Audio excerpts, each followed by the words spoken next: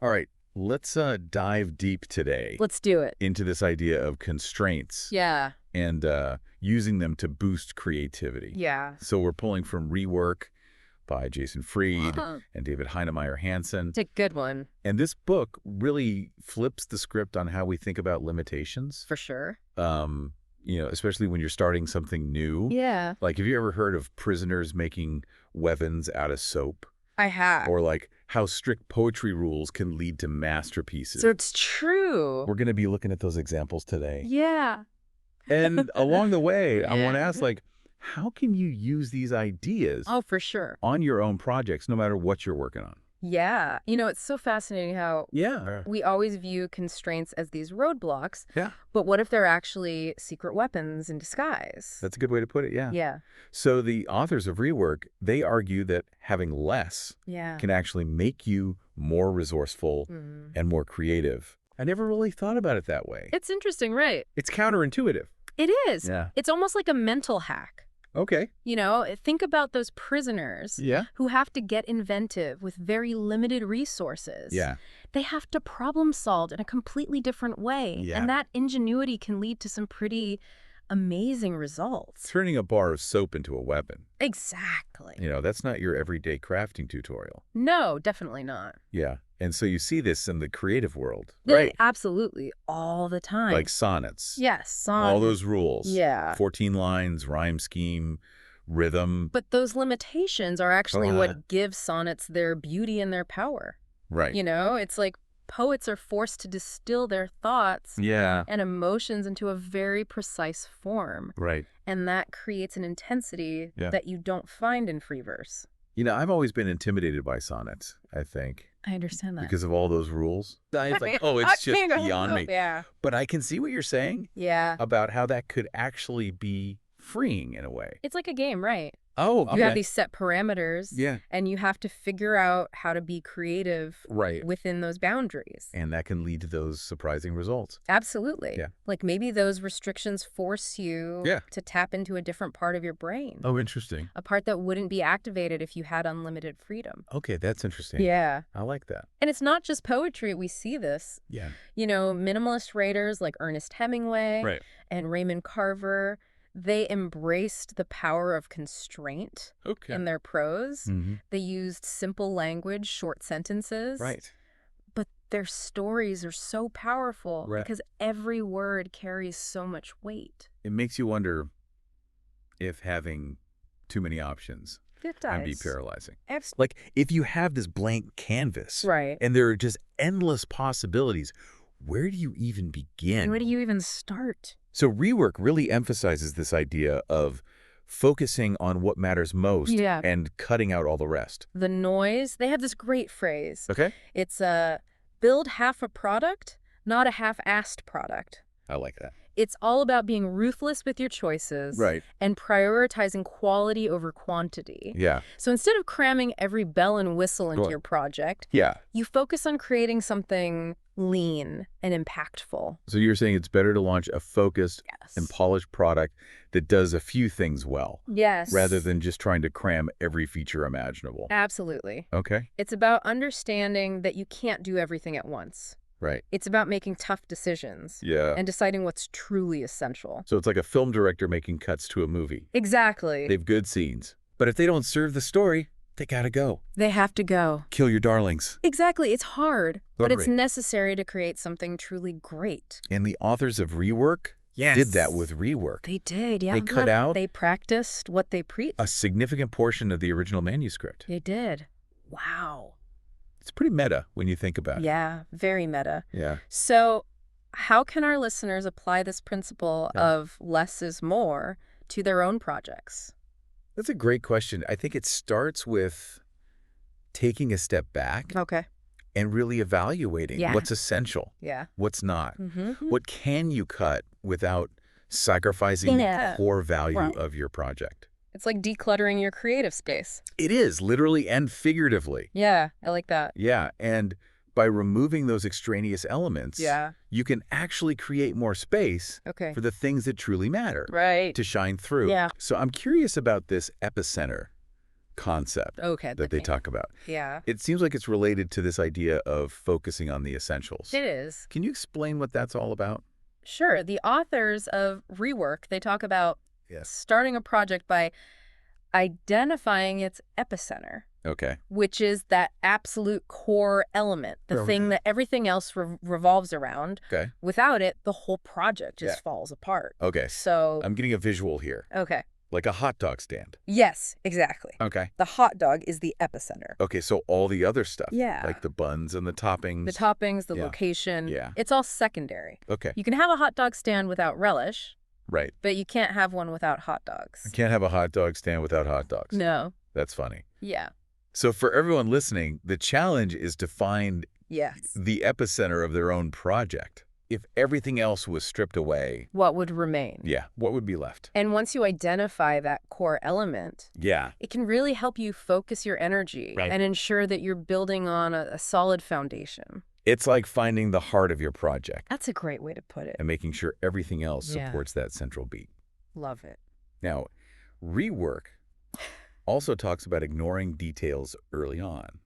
Yes, they do. Why is that? Well, the authors argue that getting bogged down in specifics too soon Okay. can actually hinder your progress Yeah. and lead to unnecessary delays. Okay, so you're saying it's better to focus on the Yeah. big picture first Yes, and worry about the finer points later. exactly. Okay. It's like an architect trying to choose the shower tiles Right. before they've even finalized the floor plan. Yeah. It's just too early for that level of detail. Early. Yeah. You need to nail that basic structure first Right. and then fill in the specifics later. So instead of getting lost in the weeds, Yes. you're saying start with a broad stroke. Exactly. Imagine you're sketching out your ideas. Okay. The authors suggest using a thick Sharpie Yeah. instead of a fine point pen. Okay. A thick marker forces you to think Yeah. in broader strokes, focusing on shapes, lines, Right. the overall layout, rather than those tiny details. It's like you're forced to zoom out and see Yeah. the whole picture. Yes. I love that. It's a simple but powerful way to shift your perspective. That's really cool. And the funny thing is, Yeah. once you have that big picture in place, Yeah. the important details Yeah. often reveal themselves Like more naturally. how they emerge organic. Right. It's like they were hiding in plain sight all along, but you Yeah. couldn't see them Yeah. until you had that right framework in place. That reminds me of Yeah. Walt Stanchfield. Okay. He was this legendary drawing instructor Okay. for Walt Disney Studios. Got it. And he used to say to his students, Yeah. forget the detail What? in the early stages Yeah. of their work. That's great. And he believed that those details didn't matter Right. until you had the foundation in place. That makes sense. So it's not about ignoring details altogether, Right. but it's about knowing when to focus on them. Exactly. Yeah, it's like picking your battles. Absolutely. And that brings us to another key point from Rework. Yeah. The importance of making decisions Okay. as a form of progress. Decisions, okay. The authors, they urge us to replace "let's think about it" Okay. with "let's decide on it." Okay, that sounds pretty bold.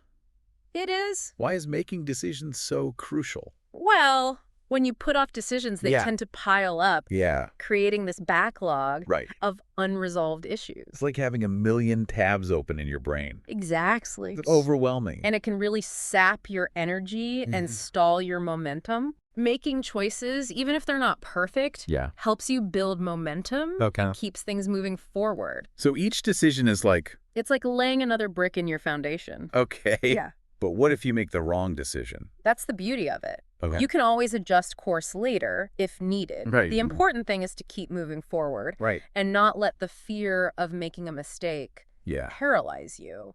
So it's better to make a decision Yes, and then course correct if necessary, exactly. rather than getting stuck in analysis paralysis. Exactly. And the authors share a great example of this Okay. from their own company, 37 Signals. Okay. When they launched their affiliate program, Yeah. they initially opted for a simpler solution. Okay. Instead of waiting for a more complex system Right. for cash payments, Mm-hmm. they decided to pay affiliates in credit. So they went with like a quick and dirty solution. Exactly. It was a decision they could make quickly, and it got the program up and running. Okay. They knew they could always refine the process later, Yeah. but in the meantime, they were making progress.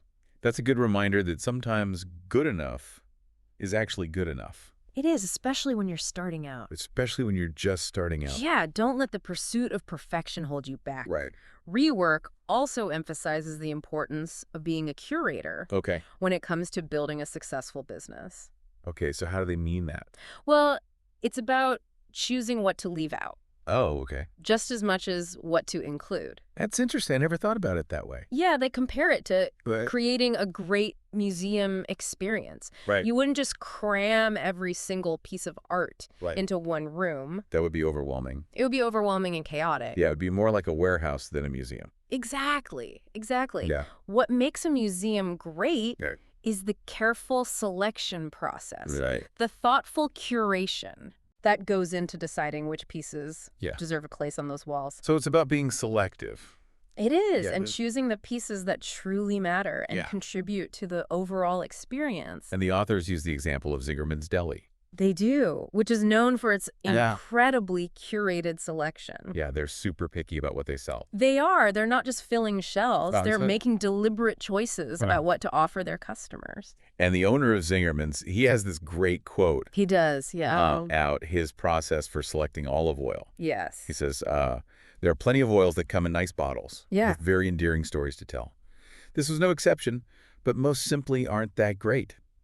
By contrast, this particular olive oil got my attention as soon as I tasted it. It's powerful, full, and fruity. Everything I like in an oil without any drawbacks, it still stands as one of my favorites. He's basing his decision on his own personal experience and taste. It's not about marketing hype or fancy packaging. Right. It's about a genuine appreciation for quality Right. and a deep understanding of what makes a product truly exceptional. And that's the approach Rework encourages us to take, to be discerning. Yeah, Focus on what truly matters. absolutely. And make choices that align with our values. Align with your values, yes. That takes discipline, It does. but it sounds like it's worth it. It is. It can actually be quite liberating Okay. to let go of those things Yeah. that aren't truly serving you. Right. It frees up space Okay. for the things that really matter to shine through. It's that less is more idea. It is. It definitely seems to be a recurring message. So speaking of less is more, Rework also talks about throwing less Yes, at a problem instead of more, instead of more. which Yeah. seems counterintuitive. It does, doesn't it? Why would that be a good strategy? Well, often when things aren't working, Yeah. our instinct is to add more resources. More people, more money, More money, exactly. like brute force. Brute force. But sometimes that just makes things more complicated. It does, Yeah. and rework challenges that assumption. Right. The authors argue that sometimes the best solution is Okay. actually to cut back, to simplify, Yeah. to focus on doing less, Right. but doing it better. Like that scene from Kitchen Nightmares. Yes. When Gordon Ramsay goes into a struggling restaurant and the first thing he does is trim down the menu. Exactly, instead of trying to offer every dish under the sun, which Right. often leads to mediocre results. Yeah, you're spread too thin. Exactly. Yeah. He helps them focus on doing a few things really well. And that usually turns things around. It does. It's amazing Yeah. how focusing on quality over quantity Yeah. can have such a dramatic impact. It really can. It's about understanding that sometimes less is more, Right. and rework encourages us to apply that Yeah. to all areas of our work. So next time you're facing a challenge in your Yes. project, Yes. instead of automatically reaching for more resources, Right. take a step back. Ask yourself, what Yeah. can I cut? Yeah. What can I simplify? Yeah. What can I simplify? You might be surprised Yeah. at how effective this approach can be. Now, Rework also highlights this idea of focusing on Yes. what won't change. What won't change? Can you explain that a little more? Sure. It's about building your business, Okay. your project, around timeless principles rather than chasing fleeting trends. Okay. It's about identifying those core values Okay. that will stand the test of time. It's like building a house on a solid foundation Okay. instead of on shifting sand. Instead of on shifting sand, yes. Yeah. Think about companies like Amazon, which Okay. has built its success on things like fast shipping, Right. great selection, Right. customer-friendly return policies. These are things that people have always wanted Yeah. and will likely continue to want in the future. Those are like universal truths of customer satisfaction. Exactly. Or take Japanese automakers Okay. who have consistently focused on reliability, Right. affordability, Yeah. and practicality, Timeless qualities. timeless qualities. Exactly. They've stood the test of time. Yes. And of course, 37 Signals themselves, Yes. they've built their business around principles like Speed. Speed. Yeah. Simplicity. Simplicity. Ease of Yes. use. They're playing the long game. right. And it seems to be working for them. It seems to be working. Yeah. So how can our listeners apply this principle Yeah. of focusing on what won't change That's a great question. to their own work? It starts with identifying those core values Okay. that are most important to you Yeah. and to your work. Mm-hmm. What are those fundamental principles that you believe in Yeah. that you're willing to stand by? Like, what are your non-negotiables? Exactly. And Yeah. once you've identified those core values, Okay. it's about making sure that everything you do, Right. every decision you make, Right. is aligned with those values. It's about building your work on a foundation Yes. of integrity Integrity and authenticity. and authenticity Yeah, that's something that'll never go out of style. never goes out of style. All right. Well, this is all such great advice. I'm glad you're finding it helpful. I'm feeling really inspired right now. That's great. I can't wait to keep unpacking these ideas Yeah, me too. from rework. There's so much more to explore. All right, we're going to take a quick break here, but don't go anywhere. We'll be right back. We'll be right back with more from rework. Stay tuned. Stay tuned. Okay, we're back, ready to keep diving into rework. Let's do it. This next concept really caught my eye. It's all about Yeah. how you don't need fancy tools or equipment Yeah. to create something great. It's so true. And there's this chapter called Tone is in Your Fingers Yes. that I think a lot of people can relate to. I think so too. It's a great analogy. Yeah. It comes from the world of music, Okay. where guitarists will often say that Okay. the tone is in your fingers, Okay. meaning that a skilled player Yeah. can create beautiful music even with a very basic instrument. So it's not about having the most expensive guitar. No, It's about mastering the technique. it's all about the technique. Okay. And I think this applies to so many Yeah. creative fields Oh, yeah. as well. Like Yes. you see designers getting caught up Yeah. in using all the latest software and filters, Right. but their work often lacks substance Okay. because they haven't actually focused on developing their core Right. design skills. It's like they're relying on the tools to do the work for them Exactly. Yeah. instead of putting in the time. Instead of putting in the work. Yeah, to hone their craft. Yeah. It's like those amateur photographers Yes. that are obsessed with the newest camera Oh, yeah. and lenses, Yeah. All year. but they haven't learned The fundamental. composition lighting. Yeah. Of composition and lighting. Yeah. So are you saying I shouldn't worry about buying that fancy new camera? It's not that tools aren't important, Okay. but they should be seen as Right. extensions of your skills, Okay. not replacements for them. Okay. Focus on mastering those fundamentals, Right. and then the tools will become Okay. even more powerful in your Okay. hands. It's like learning to draw before Yes. you try to paint a masterpiece. Exactly. And this applies to the business world as well. Okay. People often obsess Yeah. over having the perfect office space Oh, yeah. or the latest software. Right. But those things are really secondary Okay. to building a great product Right. and connecting with customers. So instead of focusing on all the bells and whistles, Maybe you're better off investing in Yeah.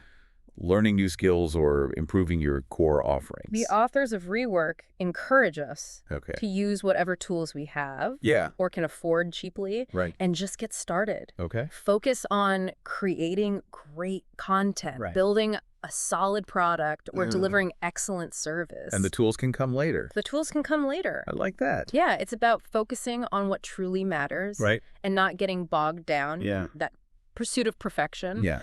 or the latest gadgets. Okay. This next concept Yeah. from Rework Okay. is really fascinating. It talks about identifying Okay. and capitalizing on byproducts. Byproducts, what do they mean by that? It's a really cool idea. So they Yeah. point out that when you create something, Yeah. you almost always create something else along the way. Okay. There are often these valuable byproducts Oh. that we overlook Okay. or discard because we're so focused on that main product Yeah. or service. Can you give us an example? Sure, they use the example of Yeah. the lumber industry. Okay. For years, they treated sawdust and wood chips as waste, Wow. but then they realized they could sell these byproducts For what? for things like fireplace logs, Okay. animal bedding, Mm-hmm. and even as ingredients in Okay. composite materials. So something that was once considered trash Actually, became a valuable resource. it became a valuable resource. That's amazing. It's about looking at what you're already producing Right. and finding creative ways to extract additional value from it. So it's like a mindset shift. It's a mindset You shift. start to see those byproducts Yeah. not as waste, but as opportunity. As opportunities. And the Yeah. authors themselves actually stumbled upon this principle Right. when they realized that their previous book, Getting Real, Yeah. was essentially a byproduct of their experience. Building their company and developing software, Right. they took all the knowledge Right. and insights they'd accumulated Okay. and turned it into a book Right. that ended up generating significant revenue Wow. for their business. So getting real was like this unexpected bonus. It was. Yeah. Yeah, it was a valuable offshoot Of their main work, of their main work. which is kind of meta, It is very meta. considering we're talking about their books right now. It's a great example. And rework is another example. And Right? rework is another example. Packaging their knowledge like- and experience into a product Into a product. that others can benefit from. Yes. It's like they're sharing their secret sauce, Sharing the secret sauce. but in a way that benefits everyone. everyone involved. And there are so many other examples of this Eh, in the creative world, like, like the rock band Wilco. yes, They filmed the making of one of their albums they did. and released it as a documentary. Yes, gave fans a behind-the-scenes look Yeah. at their creative process. Right. And it ended up reaching a much wider audience. So they turned the recording process into a product. They did, exactly. Yeah, and there's the classic example of Henry Ford. Oh, yes. He learned about a process for turning wood scraps Yes. from the Model T Yes. into charcoal briquettes. Right. I never knew that. He did. He launched a separate charcoal business. So he turned a waste product That did. into a profitable business. Which eventually became Kingsford Charcoal, No. which is still around today. These examples are so inspiring. They are. They show that there's potential Yeah. if we're open to seeing it. If we just open our eyes, it's all around us. Yeah. It's about challenging those assumptions Right. and asking ourselves, what else can we do with this? Right. What possibilities are we overlooking? That brings us to one of the most Yeah. powerful takeaways from rework. Yes. It's the idea of launching now. Launch now. Don't wait for perfection. Don't let fear hold you back. Just get it out there. Just get your product or service out there. Yeah, I love this idea. I love it too, but it's definitely easier said than done. It can be scary, Yeah. to put your work out there before you feel like it's ready. Yeah. But the authors of Rework, Mm-hmm. they argue that you're actually doing yourself a disservice by waiting for perfection. Right. You're missing out on valuable feedback Right. and the opportunity to iterate and improve Okay. based on real-world usage. So it's better to launch something that's good enough Exactly. and then refine it as you go, Refine as you go. rather than waiting until it's perfect. Perfection is often the enemy of progress. The enemy of progress. And sometimes the best way to learn and improve Okay. is just by taking that leap Okay. and getting your work out into the world. And I can see how that would be especially valuable Oh, in yeah. the tech world. I I think think we're that's always evolving. constantly evolving. The authors suggest imagining that you have to launch your business in 2 weeks. 2 weeks, okay? What would you cut? All right. What would you prioritize? I like that. That's a good exercise. It forces you to focus on Yeah. the essentials It really soak in and let go of the things that aren't truly critical. to your launch. Go. And the authors actually share a pretty bold anecdote They do. about this. Yeah, they launched their own product, Basecamp, Okay. without even having a billing system in place. How? They knew that they had a 30-day grace period Oh, to God. figure it out because the product billed in monthly cycles. Right. So they used that time Yeah. before the launch You're right. to focus on solving more immediate problems that Uh-huh. really mattered. Got it. Got it. So they were willing to embrace It would have been a chaos. a little bit of chaos That's and uncertainty. to get their product Yeah. in the hands of customers sooner. Exactly. They knew they could always Yeah. figure out the billing system later, Right. but they didn't want to let that delay their launch. Yeah. They wanted to get their product out there and Whoa. start getting feedback Right. from real users. That takes guts. It does. But it makes sense Yeah. from a business perspective. A business perspective. The sooner you can get your product out Yeah. there, the sooner you can start Yeah. generating revenue, Revenue and learning from your customers. learning from your customers. Yeah. And there's this really quirky example Yeah. of the shoe company Camper. Okay. They opened a store in San Francisco Yeah. before construction was even finished What? and called it a walk in progress. That's so funny. Customers could actually draw on the walls of the empty store. That's so cool. And Camper displayed their shoes on simple plywood Okay. laid over shoe boxes. Wow. It was this raw, unfinished aesthetic that embraced the process of creation. That's so cool. And customers loved it. I can see how that would be appealing. Yeah. It's like you're inviting customers It is. into the journey. Into the creative journey. Yeah. It was a bold move, Right. but it paid off. Right. In fact, the most popular message written on those walls was, keep the store just the way it is.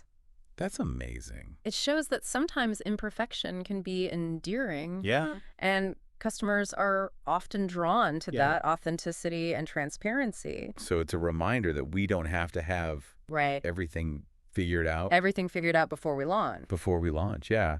We can embrace Yeah. that messiness of the creative process Yeah. and invite our customers along for the ride. And who knows, maybe that vulnerability will actually create a stronger connection with Exactly. your audience. It's a thought-provoking approach. It really is. It ties back to this idea. Of constraints being opportunities in disguise. Right. Sometimes those limitations can force us Yeah. to be more creative, Yeah. more resourceful, Right. and ultimately more successful. This has been such an insightful conversation. It has. I'm really starting to see how powerful Yeah. these ideas Yeah. from rework can be. I'm excited. I'm curious to see what other gems we're going to uncover. Yeah. We've covered so much ground today Right. exploring all these insightful ideas Yeah. from rework. It's a great book. It's amazing how the authors have Mhm. challenged so many conventional assumptions about Yeah. building a business Yeah. and creating something new. Yeah. It's like a real mindset shift. It is. It really is. Yeah. We tend to think that more is always better. Right. More resources, more options, Yeah. more freedom. Right.